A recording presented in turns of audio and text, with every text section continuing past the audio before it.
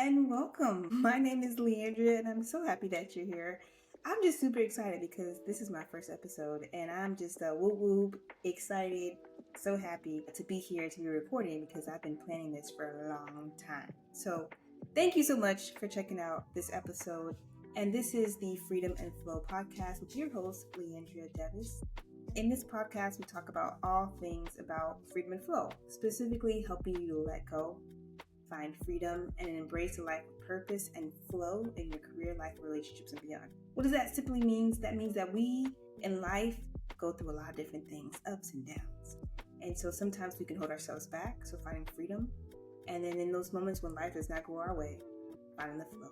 So that's what this podcast is all about. And we will dive into all topics, career, life, relationships, and everything in between. So very happy that you're here. And this podcast, I've been thinking about this podcast for a long time.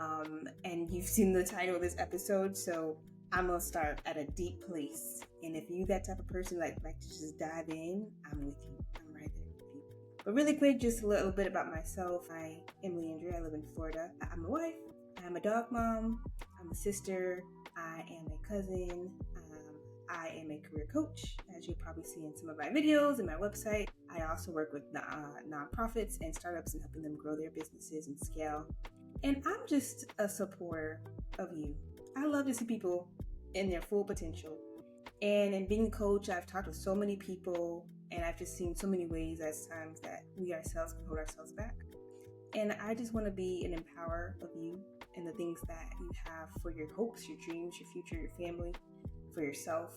I just want to be empowered. So I'm hoping these topics that we walk through really support you to find freedom and to live in the flow. Amen.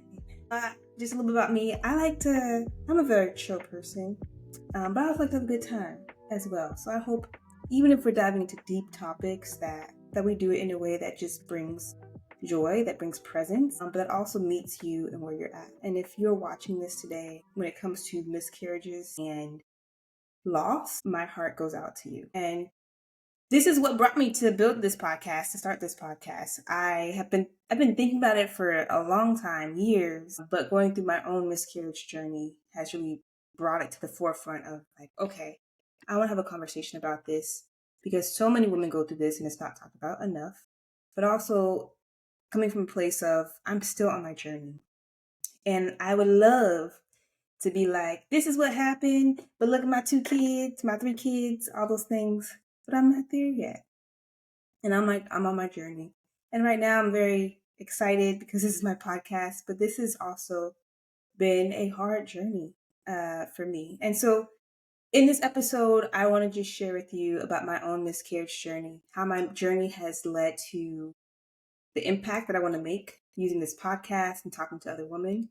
And then also to just encourage you as you go through your own journey, or if you know someone who's going through something very similar. So I'm just going to start from the top and we go from there. So whatever year you're watching this, my journey started in 2023. 23 is my favorite number because I was born on the 23rd, November 23rd. And 2023 was like my year because I was born on November 23rd and I was going to be turning 33. I look 23, but I was turning 33. And I just feel like 23, 33, Jordan, all the things lining up. And I was like, this is the year where I'm going to be all about business and baby. And I really wanted to just dive into my business, my career coaching business. And I'm sorry, my chair creaks, y'all. I have a freaking chair. But I wanted to dive into my business. I wanted to have a baby, right? And so I talked to my husband. We were like, okay, we're ready. It happened. I think December 2022, I was like, I am ready. And come end of January, beginning of February, I was pregnant. And I was just so happy. I did a whole surprise thing for my family where we're all in different places. So we got on Zoom and did like a little a trick on my parents, and eventually I presented them with a little onesie that said, moving from dog grandparents to human grandparents. It was very cute. It was cool. I have a dog. His name is Maui. He's my ride or die Okay, I've had him since he was 3 months old. He is now 5 years old. So he's been with me through all of it. So he's my kid. And so just that whole thing. It was wonderful. That was in February.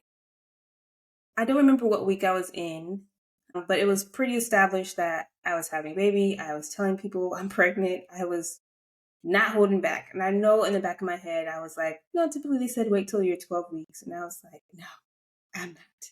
So every chance that I got, I was telling somebody I was pregnant. And then one day, and this is, if you're listening to this, I'm going to go into some details, not too much, but some details. But one day I started to bleed. It was just really unexpected. And I had no pain. I was perfectly fine. This just thing started happening. And I called my husband and I was like, this is happening. What should I do? And he was like, maybe you should go to the ER. And I was like, no, I don't want to. And he was at work at the time. And I was home by myself. So I was like, no, I don't want to go by myself. I talked to my parents and they were like, yeah, you should go. And eventually I was like, okay, I'll go because it wasn't stopping. So I went to the ER. My husband met up with me there. ER is interesting. I've never been to the ER in that way. I've gone for other people, but it's interesting because they don't tell you nothing. I mean, at least that was my experience. They do these tests and, where I went, it was good service, good patient service, but they don't tell you nothing. So you were like, can you tell me what's happening here? And they're like, well, we're just, you want to book an appointment with your doctor and your doctor will give you the rest of the details. Essentially, I don't think they wanted to tell me this, but I was having a miscarriage and I was. It took me a week to be able to get back to my gynecologist, and my gynecologist was able to confirm that yes, I was having a miscarriage. When I tell you that I felt like someone slapped me across the face, okay, and then punched me in the gut, I could comprehend, but I could not comprehend because this was not my plan. Like, why is this happening? This is nobody in my family. Well, it's not really common. No one at the time, I didn't know anyone in my family that had had a miscarriage. So I was like, you want to check again? You want to look again? It was just a really tough moment. And the doctor told me, and then the next minute I was just boohoo crying. And then the next minute she was like, okay, here are your options when it comes to what happens next, which is a D&C, take a pill, natural. And I was just like, can you give me a moment here? I just realized this is happening and now you're making me make this decision. I don't know what any of these decisions mean. Like, I know what they mean, but what do I expect to experience in all of this? And I chose a certain option. I chose a D&C, and long story short, the D&C happened. I was like, okay, that's just one. This happened. I kept hearing that this happens all the time. It's very common, blah, blah, blah. No one told me about this, but you telling me it's common. I don't understand, but okay. And kept hearing that over and over and over. So that was, I want to say end of March that happened. Gave myself a couple of months and I was like, that's a one-time thing. Let's try again. Got pregnant again in September. Yeah, pregnant again in September. November is my birthday. So I was like, this gonna be good. Come November, we're gonna have a hallelujah story, okay? November came around, I had another miscarriage. Similar, well, actually, it wasn't even similar. It was just going to do an ultrasound and they couldn't find a heartbeat. That happened November 2023. And I said to myself, I was like, okay, two is not okay, but we're gonna try again, okay? When you go through these things, it's like, it's just a shock to the system. But I think part of me is just like, I don't want to give up. And I don't want to give up. I was like, let me just give myself some time. And then next year comes around, which is 2024, the year that we're in right now as I'm recording this. I got pregnant again in June. I can't remember the exact dates because it's all blending together. I got pregnant again in June. And June, July, August, I think August, I had another miscarriage. And at this point, number three was like suspense driven. Like I had ultrasound like 3 times just to be able to check like what's happening. At one point there was a heartbeat, but it was really slow. So they said come back in a week. I came back in a week. They didn't find me there. And they said maybe come back one more time and I can get back up there. That was just really drawn out for it to just end in a loss. And after 3, I remember my parents came up and they helped me with just dealing with that loss and what's happening. You know, I think at that point I was just accepting of. I think at that point when you're around family, you're kind of just you're on. You're just on. So whatever that means, if you know what it means, you know what it means. You're just on. You're catering to family. You're dealing with your mom, your dad, husband. Like you're just catering. And then they all left, and I was left by myself. My husband had gone to work. No, actually, he was there in the house, and I took a shower. And I think in the shower, it just hit me. It literally hit me like a ton of bricks. What has just happened? Not just the third, but just in totality, what had just taken place. And as I stepped out the shower and turned the water off, I collapsed and just cried my head off. No, not literally, but I just cried. And like I was in pain, agonizing pain, which I was in. And my husband, he came, he's like, oh my gosh, are you okay?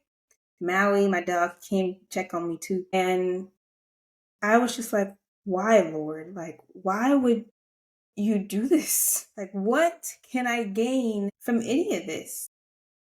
And like, why does it have to be me? Like, I asked all the why questions, and I was in the back of my head, I was like, I'm not going to ask these why questions because they tell you not to ask why. But I asked all the why questions, and I didn't understand. I still don't understand, to be honest. That was September. As I film this, we're in December, and months have gone by, and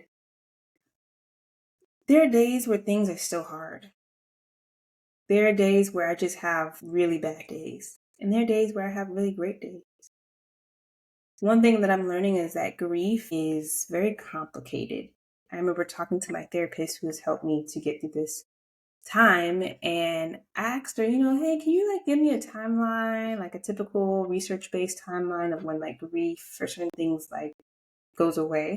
And I said it in a very serious manner because I wanted to know the timeline. And she just laughed and said, grief doesn't go away. You just learn to live with it. And that is something that has been part of my journey now, part of my life, part of my world. I don't think I've ever really experienced grief until my miscarriages. And just battling this feeling of joy and sorrow all at the same time. Even being with family during Thanksgiving, someone asked me, how was your Thanksgiving? And I didn't know how to respond because there's this joy of like, I'm with family. Yes, this is good. And this sorrow of Thanksgiving was supposed to be me celebrating around that time. That was when after my first miscarriage, that was supposed to be around that time. The kid would be 1. So it was just this like joy and sorrow all mixed together. And it's like, which one do I lean into? They both feel yucky because if I'm happy, it's like, well, how can I be happy when this has happened? And then if I'm sad, it's like, well, yes, you're sad, but look at so much what you have in your life. It's just a mixture of things. All I can say is that grief is complicated. And it's something that you just take your time with it. We all grieve in different ways.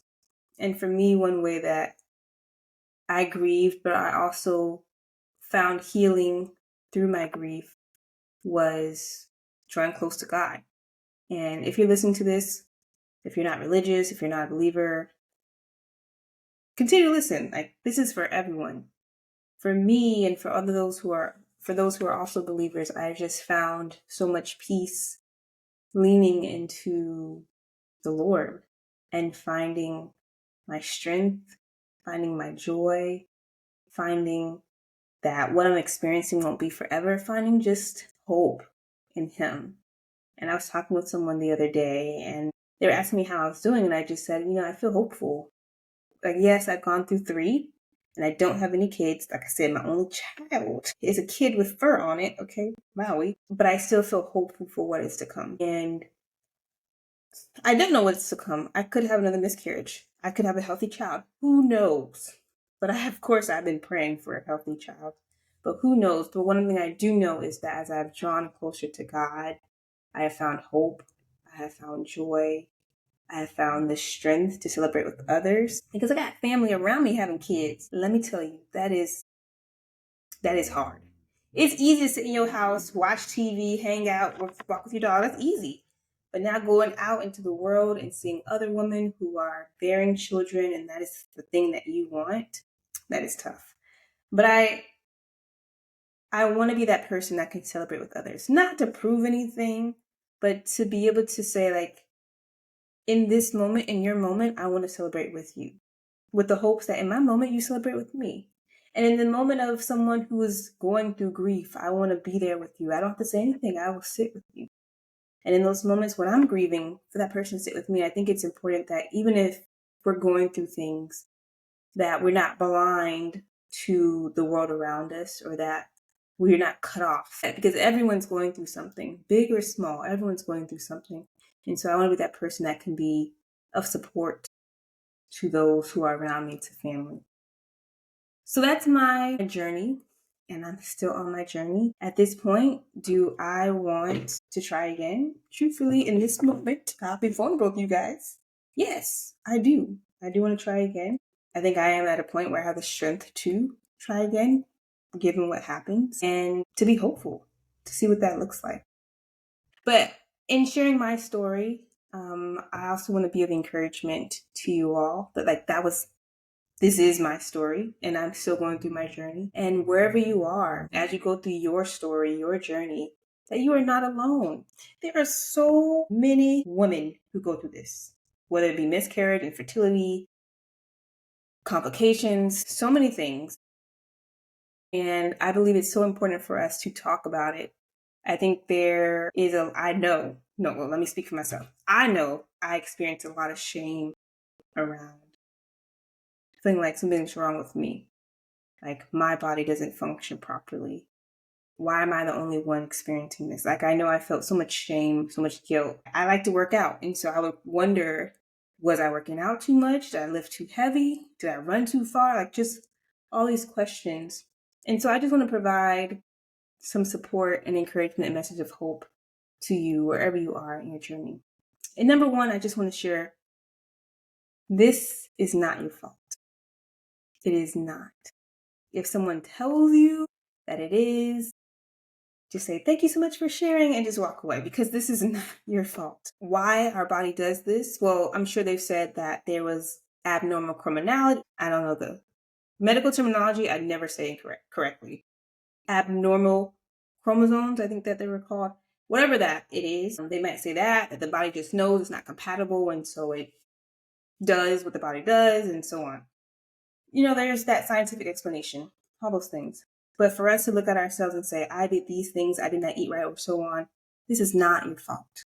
It is not. So take that burden that you put on yourself and just throw it away, because it's not your fault. So these things happen. We don't know why, but they happen. Given that they've happened, whether you've had 1, 2, 3, or more, create the space. This number 2, create the space you need to heal. Create the space you need to heal. I feel like my folks, my family, I love them. They're great. But I sort of felt like I had to have this joyous, God's got it, hallelujah, there's a miracle at the end of all this temperament every time I was around them. And I think there's time and space for that. But there were just moments where I wanted to be angry. There are moments where I wanted to just not say anything. There are moments I don't want to say I was depressed, but I was just in that arena. And I didn't want nobody telling me, well, Leandria, you can just try again. Well, Leandria, I'll be praying for you, and I'll be believing God that God, He will turn it around. Well, Leandria, at least they're in heaven with the Lord. Like, I thank you all for all those comments. Okay, but doesn't always help.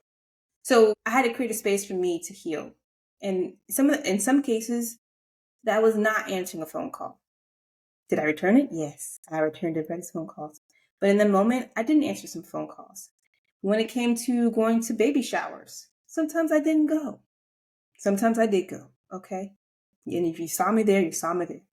When it came to just other things, I had to really kind of put myself first before putting others. And I think that's I'm not saying to be selfish. I'm not saying to just block out the whole world, but I am saying in that moment, in this moment, making sure that your mental health, your healing process takes prominence and doing what you need to do to make sure that happens.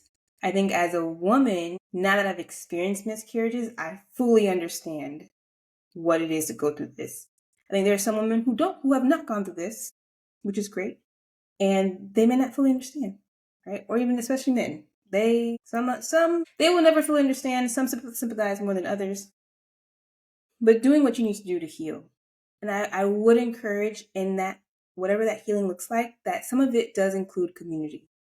I think isolation is okay for a certain amount of time. And then at one point, just putting yourself around people to remind yourself that you are alive. Okay, you have another day to live. And yes, we are saddened by what has happened.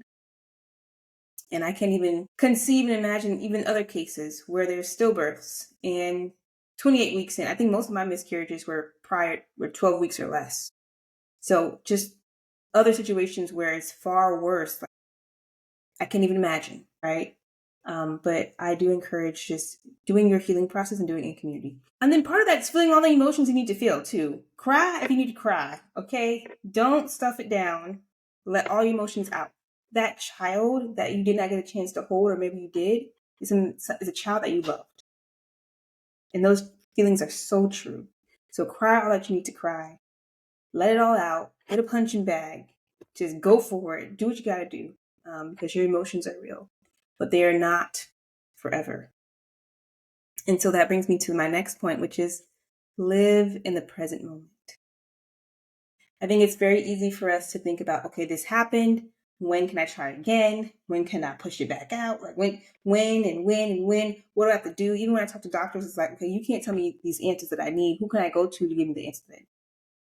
And I think sometimes I'm just like pushing that. I'm coming to a point where it's just like, I need to be in this present moment. Yes, I need to plan. Planning is important. Yes, I need to do all the tests. I need to do all those things. Yes. But being in this present moment, I get a chance to enjoy life without kids for a little bit. I don't have to spend money on kids right now. I can spend money on my dog, buy him some toys, buy him some food. There's things that I can do now that I may not be able to do once this child comes around. My life will completely change. And so one thing that I'm learning to do is just tap into this present moment. And in this present moment, I can go to sleep whenever I want to. I mean, I can always do that even with the kid. But you have to get up, take care of the kid, feed the kid, all these things. So there's so much beauty that comes with a child, boy or girl. And there's also beauty that is available to me now in this moment without children. So this journey of miscarriage, I think, is really heavy. It is very heavy. And I know sometimes I can joke and be very animated because that's just part of who I am. But it's also because I've kind of gone through my healing process to be able to come to a point to share with others and to do it in a way that's loving, that's understanding, but that also can hopefully bring you joy even during this time. So as we wrap up our first podcast today, I just want to talk about how my journey led to this. And essentially, I believe that my life is not just defined by my miscarriages. There's so much more to it. But I think I have stepped into a realm of I'm ready to share my story, and I'm ready to start sharing and talk about the things that I've just seen around me when it comes to folks living out their fullest potential in their career, their life, relationships, parenting. I'm not a parent yet, but we can talk about it. So ultimately, I just feel so inspired to start this podcast because I found in so many ways that I have not allowed myself to be free. I have not allowed myself to just live in flow. Felt very constrained, felt very like I'm not doing life right. I'm not doing it like everyone else is doing it. Even my miscarriages have made me feel like you're doing something wrong. And so I think I just came to a point to say like, this is my life. And my life and everything that happens is for a reason. And I can use it either and sit in pity and despair, or I can use it to propel myself forward and to inspire and encourage other people. And that's why I'm here. That I think my miscarriage is like, all right, I've talked to a lot of women who've gone through miscarriages, and we need to talk more about this, okay? But this podcast is not just about miscarriages. It is just about life. And I think a miscarriage is just an example of the heavy things that we experience and then just how to navigate through that. So I hope you found this encouraging. I hope you found some hope in listening. And I hope that you continue to listen as we continue to dive further into freedom, unlocking the things that hold us back, whether it be our mindset, whether it be how we see ourselves, whether it be even just the external forces around us, unlocking that and finding freedom to just live, to be, to do, regardless of what happens in our life, that we have the power and the authority to make things happen, right? And then also finding flow. We can plan all that we want, but life won't happen the way it's going to happen. And my miscarriages are a complete example of that. Even though I planned for a certain timeline of things and how it should be, life has asked me to, why don't you exchange your plans to just live in the present moment? And that's what I want to do. It's just to live in the present moment. Of course, it's important to prepare for the future. If you want to buy a house, you're going to have to make some preparations with saving. If you want to buy a car, same thing. If you want to have kids, you're going to prepare. Nesting, all those things. If you're planting a garden, you got to prepare. So there's important things to prepare. But then at one point, it's holding my plans with open hands. Okay, open hands. Where yes, these are my plans, but at the same time, God, I give this to you. You know the best. You have the best for me. You know the best plans. And so I trust you with everything. So I hope this blesses you. I hope it encourages you, and I hope it inspires you. And I challenge you to live in freedom, to live in flow. And especially for women who have been affected by infertility, miscarriage, so on, I challenge you to, number one, embrace all the emotions. Feel them. Cry. Hit the bags. Hit the pillows. Do what you gotta do. Feel the emotions. And then to say, how can I live in this present moment? Like, how can I allow myself to sit in this present moment? Because if we rush too fast to just like get to the next thing, we never really deal with what we're dealing with presently. I can go on and on and on. But I appreciate you and I love you for checking out my podcast. So I encourage you to like, subscribe, share with friends, family, anyone that you feel like this would really be a blessing to. And I am so excited about what this season of episodes to come when it comes to meeting my family, friends, talking with other coaches. It's going to be a great, great time. So I hope to see you again. And as always, live in the freedom and flow, and you'll see great things happen. Love you.